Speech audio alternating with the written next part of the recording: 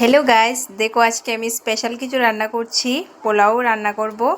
আমার মার ভাই এসেছে আজকে, তার জন্য ছোট্ট একটা আয়োজন। তো দেখতে থাকো তোমরা কিভাবে আমি পোলাওটা বানাই।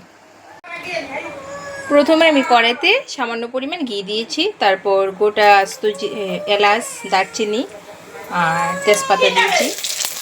এগুলো দিয়ে একটু ভেজে তারপর আমি ধুয়ে রাখা চালটাকে দিয়ে দেব। এখন চালটাকে কিছুক্ষণ ধরে ভাজবো।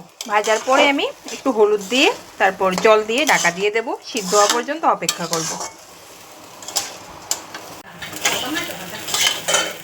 চালটাকে আমি ভেজে নিয়েছি, এখন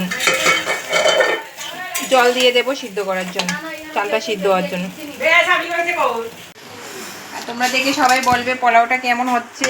দেখুন বন্ধুরা, আমার পোলাও হয়ে গেছে। দেখে সবাই বলবে কেমন হয়েছে।